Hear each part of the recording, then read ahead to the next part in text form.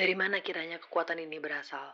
Bagaimana bisa mereka tetap terjaga, bahkan di saat sekelilingnya porak-poranda? Bagaimana anak-anak kecil di sana bisa memiliki tauhid yang kuat, jauh melampaui anak-anak seumurnya di bagian dunia yang lain, bahkan mungkin melampaui kita yang sudah berumur lebih dari seperempat abad? It's been 26 days since the Zionists commencing genocide and ethnic cleansing towards our Palestinian brothers and sisters. As the days go by, the more difficult for us human to fathom, to comprehend the atrocities that they do, not to Hamas, but to innocent civilians, to elderly, to women, to children, to infants, and even fetus. Janin yang meninggal di dalam perut ibunya, yang meninggal akibat serangan bom dari Zionis. Kita melihat satu-satunya toko roti yang terus berproduksi dan menjadi satu-satunya sumber makanan di area konflik dihancurkan oleh Zionis agar manusia di sana tidak lagi bisa makan ketika lapar. Kita melihat bangunan yang dihuni sekitar 200-an orang dihujani bom di tengah malam saat gelap gulita karena tidak ada lagi listrik di sana, dan luluh lantak di pagi hari dengan semua penghuni yang masih berada di dalamnya. Kita melihat gereja tertua di Gaza yang dijadikan tempat berlindung warganya, baik yang beragama Islam maupun Nasrani, hancur digempur Zionis hingga mengakibatkan luka-luka dan ada pula yang meninggal. Kita melihat satu persatu rumah sakit yang sudah sangat kekurangan sumber daya manusia dan obat-obatan, yang penuh dengan orang-orang terluka bahkan sekarat, dibom tanpa ampun oleh Zionis yang mengakibatkan banyak tubuh yang hancur berantakan ke seluruh penjuru bangunan. Kita melihat rumah-rumah jurnalis yang sangat vokal dalam memberitakan kebenaran dari Gaza, dan dokter-dokter bedah yang terus berusaha menyelamatkan nyawa saudaranya disasar secara terukur dengan bom dari udara yang mengakibatkan meninggalnya keluarga para jurnalis dan dokter bedah tersebut dengan tujuan untuk mematahkan mental mereka dan menghentikan apa yang sedang mereka lakukan sekarang, yaitu telling the truth and saving lives. Kita melihat rombongan pengungsi yang terdiri dari anak-anak, orang tua, dan wanita yang mengungsi atas perintah Zionis dibom dari udara saat perjalanan menuju ke tempat pengungsian yang telah mereka tetapkan. Kita dipertontonkan kekejaman yang sangat di luar nalar manusia dilakukan oleh para Zionis. Tapi di saat yang sama, kita pun dipertontonkan kekuatan yang sangat di luar nalar manusia oleh saudara-saudara kita di Palestina. I refuse to talk or even think about the first one, but I just can't stop thinking about the power that our Palestinian brothers and sisters have shown and inshallah will continue showing for generations through these unimaginable adversities. Dari mana kiranya kekuatan ini berasal? Bagaimana bisa mereka tetap terjaga bahkan di saat sekelilingnya porak-poranda? Bagaimana anak-anak kecil di sana bisa memiliki tauhid yang kuat, jauh melampaui anak-anak seumurnya di bagian dunia yang lain, bahkan mungkin melampaui kita yang sudah berumur lebih dari seperempat abad. Kalau ada pertanyaan seperti ini, apa yang membuat duniamu hancur berantakan dan motivasi hidupmu patah sepatah-patahnya, yang mungkin butuh waktu sangat lama untuk bisa kembali hidup seperti sebelumnya? Well, let me mention some of the common answers. Meninggalnya ayah ibu, meninggalnya anak atau darah daging, meninggalnya pasangan hidup, mungkin perselingkuhan, ditipu rekan bisnis sampai punya hutang miliaran, atau ditinggal menikah oleh orang yang sangat kita cintai, dan di-PHK dari tempat kita bekerja saat kebutuhan hidup sedang banyak-banyaknya. Lalu dalam kesedihan, dalam keputusasaan, kita bertanya pada Allah, "Ya Allah, kenapa ini semua bisa terjadi pada hamba? Apa salah hamba sehingga engkau memberikan ujian yang sebesar ini? Memberikan cobaan yang begitu bertubi-tubi. Sungguh hamba tidak kuat ya Allah. Hamba menyerah ya Allah." Guru kami Ustadz Nuzul Zikri Hafizahullah berkata, yang membuat kita hancur, yang membuat kita porak-poranda, yang membuat kita patah, bukanlah besar kecilnya ujian atau cobaan, tapi melainkan hilangnya harapan. Alhamdulillah Allah mudahkan aku untuk bisa pelan-pelan belajar, sehingga qadarullah baru minggu lalu aku tahu bahwa ada yang namanya rukun ibadah. Rukun ibadah ini adalah basic yang harus kita miliki dalam menjalani ibadah apapun dalam hidup kita. Supaya kita bisa menjadi seorang mukmin muwahhid atau seseorang yang beribadah dengan benar dan mentauhidkan Allah. Ada 3 hal yang menjadi rukun ibadah, yaitu cinta, harapan, dan takut. Cinta membuat seorang hamba rela untuk melakukan seluruh hal yang diperintahkan dan menjauhi seluruh hal yang dilarang oleh yang dicintainya tersebut. Cinta kepada Allah juga mengharuskan kita untuk membenci segala sesuatu yang dibenci oleh Allah agar mendapatkan cinta Allah. Harapan membuat kita bertahan, sesulit apapun ujian dan cobaan yang kita hadapi. Karena kita senantiasa berharap Allah akan menerima semua kesabaran dan keikhlasan serta menjadikannya pahala di sisi Allah. Harapan untuk bisa berjumpa dengan Allah kelak. Harapan akan diampuninya dosa-dosa. Harapan untuk dijauhkan dari neraka. Harapan diberikan kehidupan yang bahagia di dunia serta akhirat yang merupakan rahmat dan kasih sayang Allah Subhanahu wa Ta'ala. Dan yang terakhir, takut. Rasa takut pada Allah akan memotivasi kita untuk rajin mencari ilmu dan beribadah kepadanya agar terbebas dari murka dan azabnya. Selain itu, rasa takut inilah juga yang dapat mencegah keinginan seseorang untuk berbuat maksiat karena ada hari pembalasan. Aku nggak akan bahas rukun ibadah ini lebih jauh karena aku pun masih baru banget belajar. Tapi aku berusaha menekankan bahwa harapan itu nggak hanya sekedar kata-kata yang diucapkan oleh orang lain untuk membuat kita merasa lebih baik. Enggak.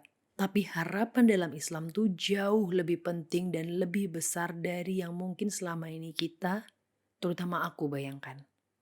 Jadi dari mana kekuatan, ketangguhan, kegigihan saudara-saudara muslim kita di Palestina berasal? Salah satunya adalah dari harapan tadi. Menjalani takdir Allah apapun bentuknya, ideal atau tidak, adalah sebuah ibadah. Maka harapan memainkan peran yang cukup penting untuk melalui ini semua. Ketika ada yang bilang, Kalau memang Allah itu ada, kenapa masih ada perang, injustice, violence, etc. Kenapa nggak Allah bikin semua orang bahagia, tentram, dan damai? karena memang bukan untuk itu dunia ini diciptakan. Dunia tidak diciptakan untuk kita semua bisa bersantai-santai. Muda kaya raya, tua foya-foya, mati masuk surga. Dunia itu diciptakan untuk berlelah-lelah dalam mencari ridho Allah, dalam beribadah, dalam mengumpulkan pahala. Bahkan di saat masa kejayaan Islam sekalipun, di suatu tempat di belahan bumi yang lain, pasti ada orang yang merasa bahwa dunia ini tidak adil, merasa dunia ini kejam. Itulah kenapa Allah ciptakan kehidupan di dunia ini hanya sebentar. Sementara akhiratlah tempat kita kembali. Kehidupan seperti yang ditanyakan tadi tidak akan pernah ada di dunia, tapi adanya di surga. Sesungguhnya, orang-orang yang beriman dan mengerjakan amal-amal soleh, bagi mereka surga-surga yang penuh kenikmatan, kekal mereka di dalamnya. Sebagai janji Allah yang benar, dan dialah yang maha perkasa, lagi maha bijaksana. Quran Surat Luqman ayat 8 sampai dengan 9. Harapan tentang surga inilah yang dipegang teguh oleh saudara-saudara kita di Palestina. Mereka tahu kehidupan dunia hanya sementara. Dunia memang bukan tempat bersenang-senang. Jadi hidup harus terus berjalan. Kalaupun Allah takdirkan detik ini mereka meninggal, maka mereka berharap kelak akan ditempatkan di surga Firdausnya. Ketika ada yang bilang, Katanya Allah Maha Adil, tapi kok yang zolim terus menindas yang baik? maka mereka ingat. Dan janganlah sekali-kali kamu Muhammad mengira bahwa Allah lalai dari apa yang diperbuat oleh orang-orang yang zalim. Sesungguhnya Allah memberi tangguh kepada mereka sampai hari yang pada waktu itu mata mereka terbelalak. Well, let me put it this way. Dunia ibarat supermarket. Kita bisa ambil semua yang kita inginkan. Tapi saat sampai di kasir, setiap barang akan dihitung dan kita harus membayarnya. Harapan tentang yaumil hisab atau hari perhitungan itulah yang dipegang teguh oleh saudara-saudara kita di Palestina. Seseorang tidak akan beranjak sampai semua orang yang pernah dizolimi olehnya tuntas menuntut semua kezoliman yang pernah ia lakukan kepada mereka di dunia. Dan tidak akan ada yang luput sedikit pun dari perhitungan Allah. Ketika ada yang bilang, Kenapa Allah nggak bantu saudara-saudara muslim kita di Palestina? siapa bilang Allah nggak bantu? Yang masih hidup, Allah bantu untuk bisa terus meraih pahala di hari esok. Yang meninggal pun Allah bantu untuk bisa meraih pahala syahid apabila mereka teguh berpegang pada tauhid dan akidah yang benar. Allah kuatkan hati mereka yang sedang kesulitan. Allah kuatkan iman mereka untuk tetap berharap hanya kepada Allah saat hampir seluruh dunia bersekutu untuk menghancurkan mereka. Maka mereka ingat, apakah kamu mengira bahwa kamu akan masuk surga? Padahal belum datang kepadamu cobaan sebagaimana halnya orang-orang terdahulu sebelum kamu. Mereka ditimpa oleh malapetaka dan kesengsaraan, serta digoncangkan dengan bermacam-macam cobaan. Sehingga berkatalah Rasul dan orang-orang yang beriman bersamanya, bilakah datangnya pertolongan Allah? Ingatlah, sesungguhnya pertolongan Allah itu amat dekat. Quran Surat Al-Baqarah ayat 214. Harapan tentang bantuan Allah itulah yang dipegang teguh oleh saudara-saudara kita di Palestina. Mereka yakin bahwa walaupun dunia diam dan berpaling, tapi Allah selalu melihat dan Allah selalu ada. Ketika ada yang bilang, Tuh lihat, mereka yang gak nyembah Allah aja bisa menang. Sedangkan kamu yang rajin ibadah malah kalah. menang itu indikatornya apa? Berhasil menindas manusia yang tidak berdaya? Berhasil membungkam media dengan uang yang tidak terbatas? Atau apa? Tidak sama para penghuni neraka dengan para penghuni surga. Para penghuni surga itulah orang-orang yang memperoleh kemenangan. Surat Al-Hasyr ayat 20. Harapan tentang kemenangan itulah yang dipegang teguh oleh saudara-saudara kita di Palestina. Karena kemenangan hakiki seorang muslim adalah ketika ia bisa masuk ke dalam surganya. Ketika ada yang bilang, Kalau Allah maha pengasih lagi maha penyayang, kenapa anak-anak kecil itu juga menjadi korban? justru karena kasih sayang Allah lah, Allah panggil mereka dalam keadaan suci, belum akil balik. Allah jauhkan mereka dari fitnah dunia yang semakin mengerikan. Dari Abu Hasan radhiyallahu anhu, ia berkata, saya memberitahu Abu Hurairah bahwa dua orang anakku telah meninggal dunia. Adakah berita atau hadis Rasulullah Shallallahu Alaihi Wasallam yang dapat engkau sampaikan kepadaku yang dapat menyenangkan hati kami berkenaan dengan anak kami yang meninggal itu? Abu Hurairah menjawab, ada anak-anak kecil yang meninggal menjadi anak-anak surga. Ditemuinya kedua ibu bapaknya, lalu dipegangnya pakaian ibu bapaknya, sebagaimana saya memegangi tepi pakaian ini, dan tidak berhenti memegang pakaian sampai Allah memasukkannya dan kedua ibu bapaknya ke dalam surga. Hadis riwayat Muslim nomor 2635. Di dalam riwayat yang lain, Nabi Shallallahu Alaihi Wasallam mengatakan, tidaklah seorang Muslim pun yang ditinggal wafat oleh 3 orang anaknya yang belum balik, kecuali Allah akan masukkan dia ke dalam surga karena limpahan rahmatnya kepada mereka. Hadis riwayat Bukhari nomor 1171.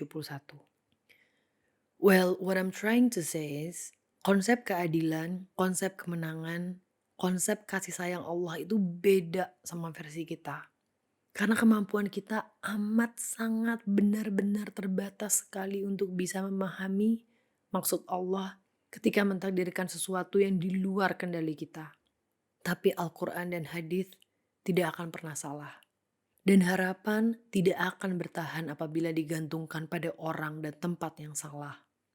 Harapan hanya akan bertahan apabila kita gantungkan hanya kepada Allah melalui firman-Nya serta hadis Rasul-Nya.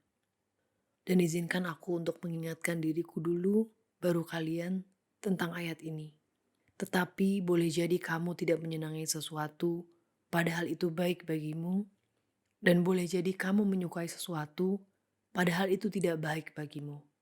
Allah mengetahui, sedangkan kamu tidak mengetahui. Quran Surat Al-Baqarah ayat 216.